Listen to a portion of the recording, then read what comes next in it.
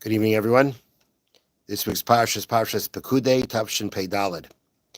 So let's read the first pasuk in the Parsha, which is Perek Lamed Ches, chapter 38, pasuk Aleph, verse 1. Eile Pikuday Mishkan HaMishkan. Eile Pikuday HaMishkan. These are the countings of the Mishkan. Mishkan Edus, the Mishkan, the Tabernacle of Testimony. The Tabernacle of the Mishkan was called the Mishkan of Testimony because it contained in it the luchos, the tablets upon which the Ten Commandments were engraved, that are called the luchos ha'edus, the tablets of testimony. Asher pukad al pi Moshe, that was counted by the command of Moshe. Avodas haLevim, the service of the Leviim. Biad Isamar ben Aaron HaKohen, the work of the Leviim under the guidance, under the charge of Isamar, the son of Aaron HaKohen. Now, the commentary of Sefornu focuses on the fact that when the Torah talks about these are the countings of the Mishkan, Rashi learns it's actually going on as an accounting. Moshe Rabbeinu made an accounting of where all the materials, all the precious metals, all the monies that were donated, how much they were exactly and where they went to. The Sefornu does not explain it that way. The Sefornu says that these words, either the countings of the Mishkan, are going back on all the vessels mentioned until now, which was actually in Parshat Vayakel, when the Torah is going through the different vessels and parts of the Mishkan itself, the tabernacle, the walls, the curtains, all the vessels, and all the altar and the ark and the table and all the vessels that accompany them. These are the countings, are referring to the fact that later on in the Torah, when the Torah talks about what happens when the Jewish people are traveling. When the Jewish people travel, the Mishkan, the tabernacle, to be taken apart, and the three families of the tribe of Levi, they each had their parts of the Mishkan that they had to carry. And it's there that the Torah says, "U'b'shemais tifkadu es klei mishmeres masa'am." And by name you shall count all the vessels of what they are to carry, which is done under the charge of Isamar. Isamar was the son of Aaron. Now, what the Seforno explains, that what is being referred to over there, that by name that by names they were counted, means that each part of the Mishkan that was carried by the different members of the family of Levi, every single part of the Mishkan had a name, and each part was assigned by name to the Leviim, to the Levites who carried it. It wasn't just done under a general, you take whatever goes together with the altar, you take whatever goes together with the shulchan, but rather each thing by name was assigned to whomever would carry it. Each thing, the Sefornu says, deserved its own name and its own mentioning. And that's because of the fact that they were significant enough. Each one of the vessels and every part of it, they all had their own name. They weren't just grouped under some type of general category. Each part, every single part, had a name, and when it was carried, it was assigned to the person who carried it by name. The fact that it's mentioned by name, says the Sefornu, means that it was very significant. Says the Sefornu, here's the punchline that we're going to get to. The Sefornu says, and this significance, which again is brought up by the fact that each one had its own name, is actually a indication that every part of the Mishkan never got ruined, never needed repair, and was never lost, never fell into the hands of the enemies of the Jewish people. The fact that every single part is mentioned by name means they are very significant to the point that they are eternal. And the way the Sefornu explained it better, the Sefornu points out that we know the first Beis HaMikdash was destroyed by the Babylonians, and they actually destroyed it. They actually destroyed the Beis HaMikdash.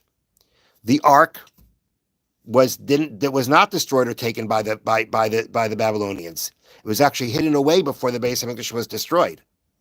But everything else in the Beis Hamikdash was destroyed by the Babylonians, and perhaps some of the things fell into their hands. They took it away, never to come back. But there is menorah, there is famous. That's by the second Beis Hamikdash, right? And by the second Beis Hamikdash, for sure, they destroyed it and they took things away. The famous picture of the menorah. Nothing like that happened to the Mishkan. Oh. Nothing like that happened to the Mishkan. Anything that was part of the Mishkan, as I mentioned, the ark, right? The ark, we know, actually, at one point of time, was taken by the Philistines in a war. They took it away. They suffered terribly from it. They sent it back. It was in the first Beis Hamikdash. But again, before the first Beis Hamikdash was destroyed, the ark was hidden. So it never fell into the hands of the enemy. And the Sephora points out that we don't find any other part of the Mishkan mentioned by the first Beis Hamikdash, which means that there was a point of time where the Mishkan stopped being used, which actually after that war with the Philistines and the ark was taken away, the Mishkan was never put back, never used again. What happened to it? It's hidden away. But it never fell into the hands of the enemies. And not only did it not fall in the hands of the enemies, it's eternal existence. It's the fact it's not just in a fall in the hands of the enemies. The Sephora says the Mishkan never needed repair. Nothing ever needed to be repaired. It never wore out. Nothing ever broke. In the first Beis Hamikdash, we know there are situations called bedek habayis that to repair, that to do repairs. Things need repairs. That was the first Beis Hamikdash, not the Mishkan. The Mishkan, every part of the Mishkan was eternal. Now the question is why? But there is no mention from Mishkan went to the first temple. No, only the ark. Only ark. Only the ark, as far as I know. It's bread and tables. I don't think so. I don't think so. Material. I don't think so. Only ark. Okay. Only the ark. Now, if I'm wrong, the Sephora still says that the wording that he uses is, let's give me 1 second.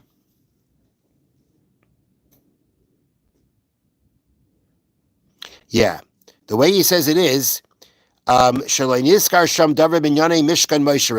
is nothing mentioned by the if I understand it correctly, it says, right? He says the Mishkan was eternal, it never fell in the hands of the enemies, unlike what happened to the first Beis Hamikdash built by King Solomon and its vessels, that they did fall into the hands of the enemies through the Babylonians, and there's not mentioned there anything from Moshe's Mishkan. Meaning there's nothing mentioned when the Torah talks about the Beis Hamikdash that King Solomon built. There's nothing mentioned there of anything from the Mishkan. The ark is understood, but nothing else is mentioned was there. So he understands that to mean that, again, nothing of the Mishkan besides for the ark went into the Beis Hamikdash, which means once it stopped being used, it was hidden away.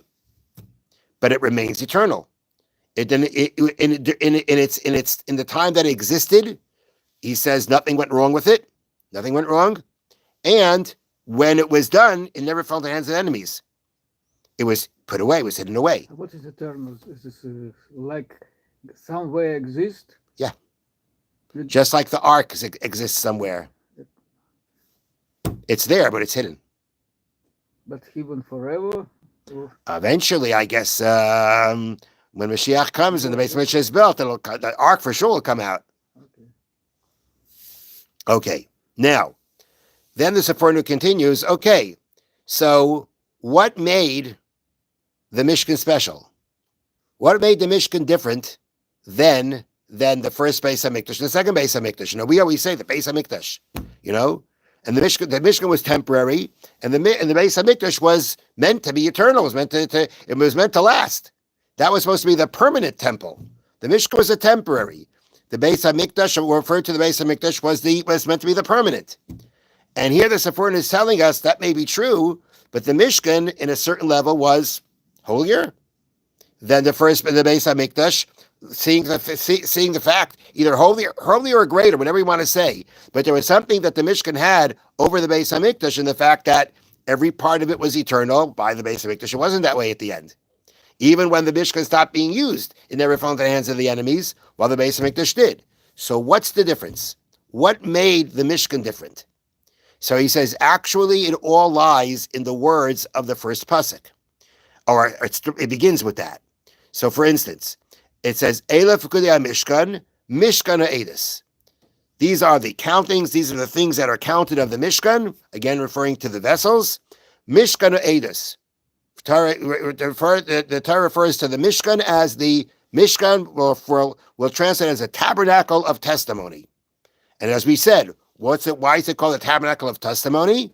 Because it contained the luchos, the two tablets. And the tablets are called the luchos ha'edus, the tablets of testimony. The testimony of the relationship of Hashem and the Jewish people. So ingredient number one that the Mishkan had was, it had the tablets in it. Now, let me just say one more thing, and we'll work through it when it comes to the other things. When we talk about what the Mishkan had, and because of it, it was eternal, that was also the reason why the Mishkan had what we call the Shekhinah, divine presence of Hashem, resting in it. In the Mishkan, it says there was a cloud that was there. In the Beis Hamikdash, it didn't have a cloud. But the point is that Shekhinah resting in the Mishkan, Shekhinah resting in the Beis Hamikdash, are all a concept of experience Hashem's presence. It's a certain experience. It's a certain revealed experience of Hashem. I mean, you can't see Hashem, but the point is that it's not that the presence of Hashem is just we believe it's there, but rather you experience, you actually feel it. You know it's there. You experience it there. Same time as both temple is the same reason. No. One second. I'm talking about the Mishkan right now. We'll work through it. Okay. So I'm saying the presence. So the Mishkan had the presence of the Shekhinah, which again I'm just explaining it as a revealed experience of Hashem's presence, something that you really felt, something you really experienced, not just believed. Okay. And then we have the eternal part of it. The fact that it never got ruined, and the fact that it never fell into the hands of the enemies.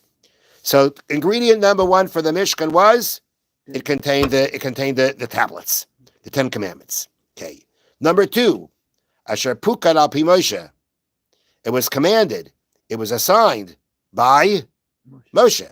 Moshe was the one who gave the command for the Mishkan to be built. Okay, so Moshe was the one who gave the command to building it. Avodas HaLeviim, who worked in the Mishkan, who carried it, who worked in it. You had the Leviim.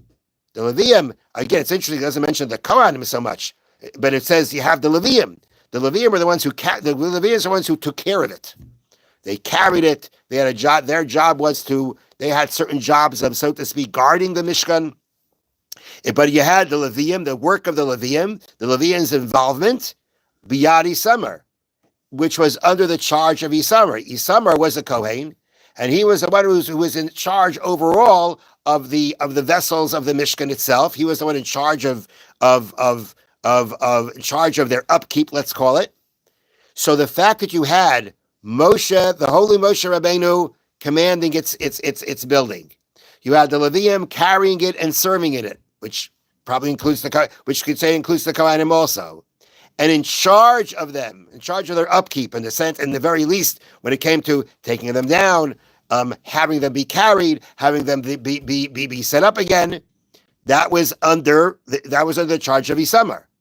So all the people involved in the Mishkan were great tzaddikim, great righteous people.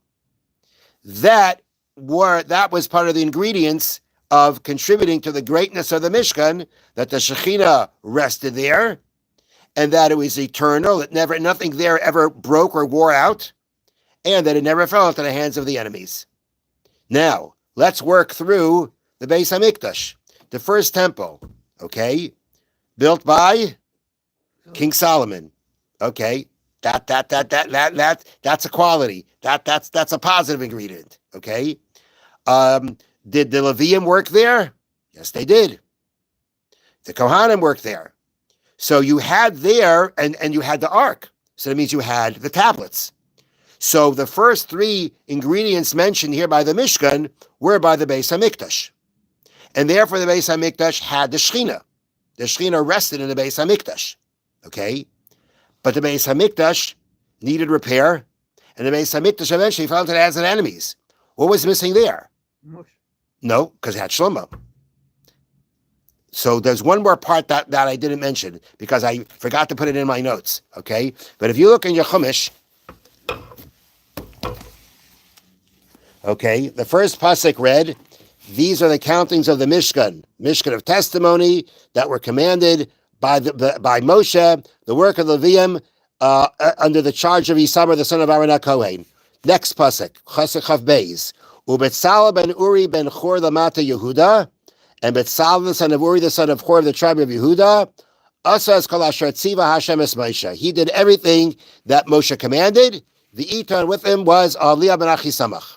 So who did the actual building of the Mishkan? No.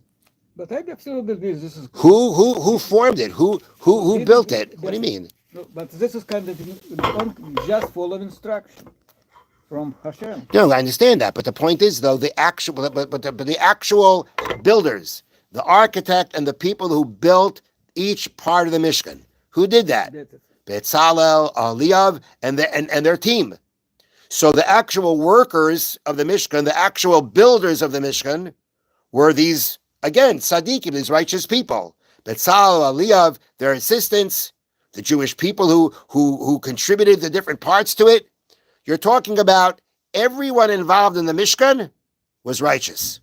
Do you know who built the first Beis HaMikdash? Who were the workers? I don't know. King Solomon imported workers from a place called Tsur. Tsur, we call it in English Tyre, Tyre, I think it's how you pronounce it. It's in Lebanon. That means he imported foreign workers to do the actual building of the Beis HaMikdash. I know that.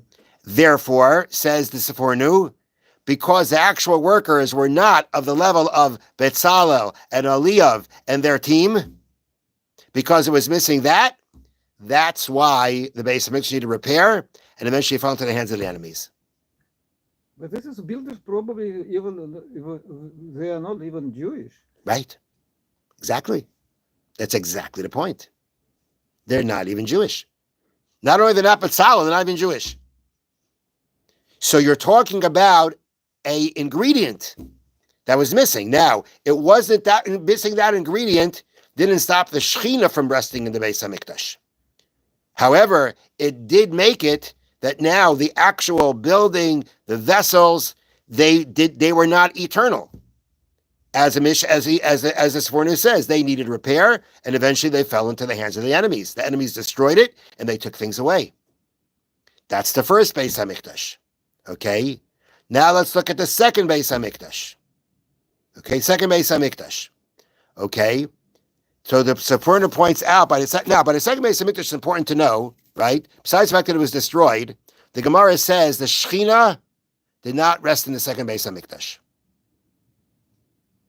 In the second Beis HaMikdash, you did not have the Shechina, meaning this, call it more, this more revealed experience of the Shechina.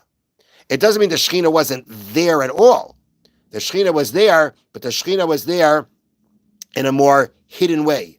I mean, the fact that the sacrifices were brought there means there's a level of Shechina there. But the kind of level of Shechina, divine presence, that was in the first Beis HaMikdash was not in the second Beis HaMikdash.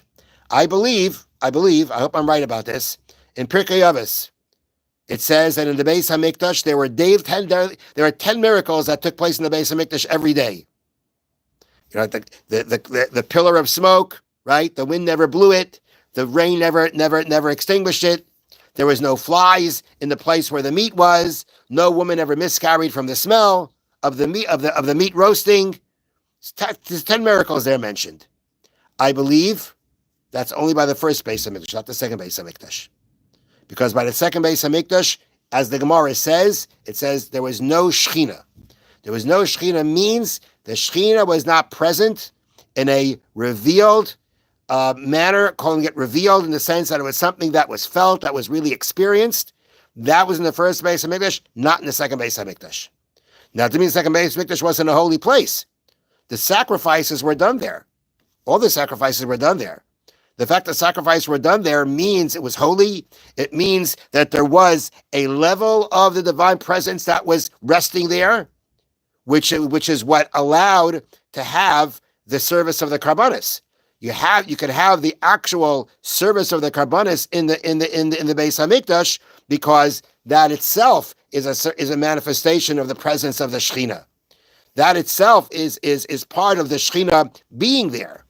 But it wasn't the same kind of experience of Shechina, the same revealed experience of the Shechina that was by the first Beis Hamikdash. So what was missing in the second Beis Hamikdash exactly?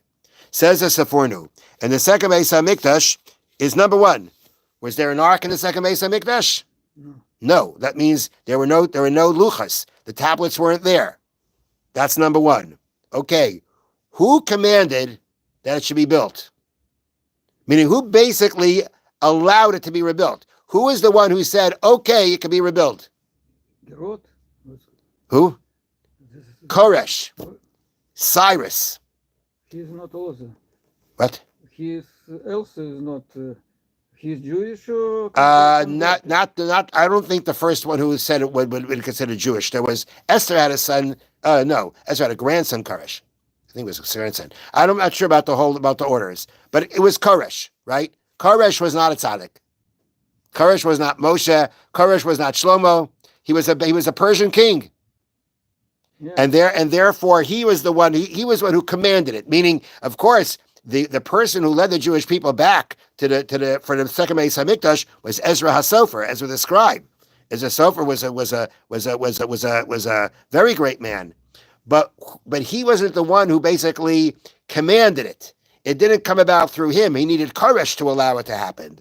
And the fact that it was commanded and allowed by Koresh to come into being, that's missing the ingredient of Moshe or Shlomo. Okay.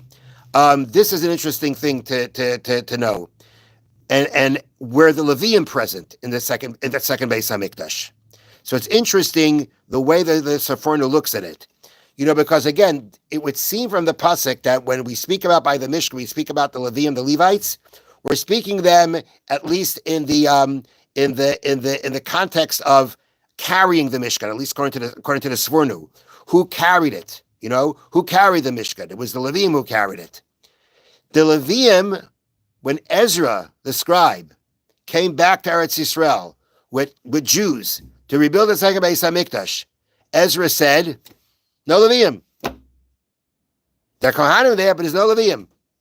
So at least again in the beginning of the stage of things of the second Beis Hamikdash, the Levium weren't present. What their presence would have been at that point of time, I'm not sure. I guess it would have meant they would have had some kind of more involvement in the construction of the second Beis Hamikdash. But they weren't there. They weren't there. Or at least a lot of them weren't there to be able to say you had the tribe of Levi there. Where they stayed in Babylonia. So Levi didn't come back? It says eventually some of them had to have come back. Not during construction. Not at the initial stage of coming back. Okay. How that relates exactly to the construction, I'm not sure. I never heard of it. Yeah, it's not a common thing, but it's a verse in the book of Ezra. It says Ezra looked around. Ezra took account of who was there. And he says there was no Levium. So you're the lack of the Levium. Okay, it didn't have someone like Isamar there either being in charge. Okay, right now, and who was involved in building it? The actual builders. Who were they? Again, non-Jews. Don't forget, the Jewish people were first coming back from exile to rebuild it. So he says, who are the workers there? Sidonim, Mitsurim, again, people from Tyre, people from Sidon, Sidon. Again, these were not Jewish workers, okay? As he says, is recorded in the book of Ezra. So again, who's working? Non-Jews. So the second Beis Hamikdash didn't have any of the qualities of the Mishkan. And therefore, it lacked Shechina, and it lacked the fact that it fell in disrepair, and that eventually was destroyed and taken away by the enemies. So this is a fascinating idea that the Seforno points out in the beginning of the Parsha of a difference between the Mishkan, the first Beis Hamikdash, and the second Beis Hamikdash. Holiness go down. That's at some level of holiness went down. Yes, to say that holiness. Well, it's funny to say that because you would think the first Beis Hamikdash was holier than the Mishkan, right? It's the Beis Hamikdash. That's what was the Mishkan was temporary. The Beis Hamikdash was permanent. But why permanent? No, but what is wrong to be permanent? Nothing wrong. I'm saying you would think that therefore it's on a higher level.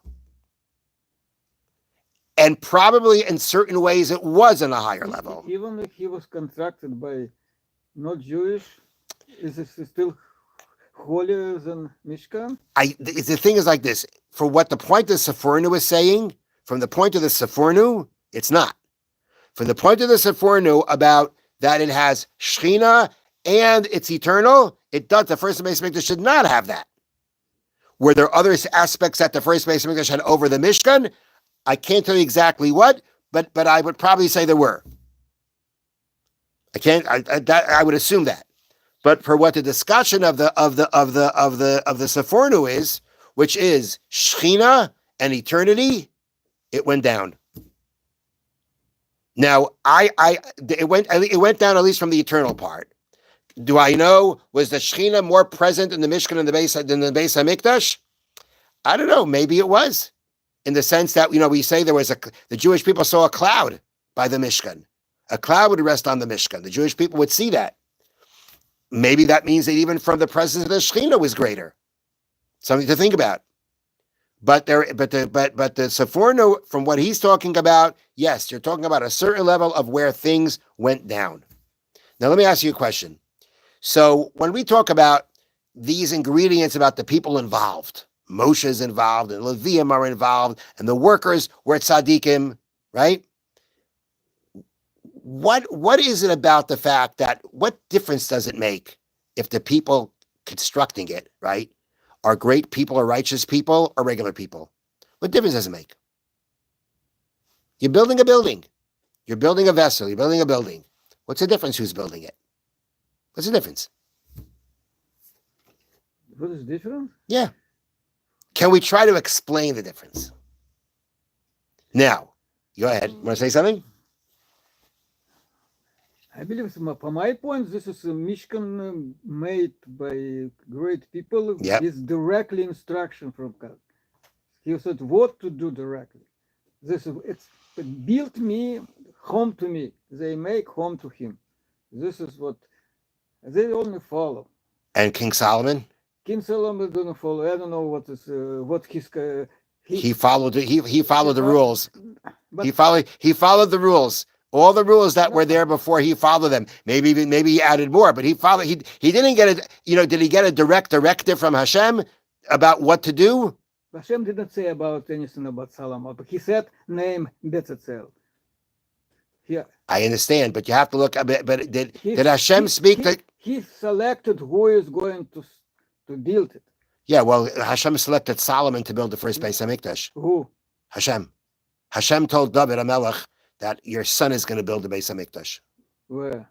If it's written in the book, in the Tanakh. There is some indications he mentioned David. Wow. That it's mentioned. It's not Torah, but somewhere. It's It's mentioned there that Hashem designated David HaMelech's son, his son who would follow him to build. Because David is not so perfect. David, whatever couldn't build it, but his son could build it. Okay. So it's not like it's just random. There was Hashem had appointed him to do it. Now, did Hashem give him with all the details like Moshe? I don't know about that, but it just could have well been that King Solomon was following whatever Moshe, but he followed the details of the Mishkan but in a permanent setting. And maybe there's more to it. I'm not sure. But it's an interesting point that you're making. Interesting way of looking at it. Now, the way I understand the difference is like this, and I've heard this explanation being given, and that is that, you know, what are you thinking about when you're building it? What are your intentions? What are the thoughts in your heart and your mind? What are those thoughts when you're building it?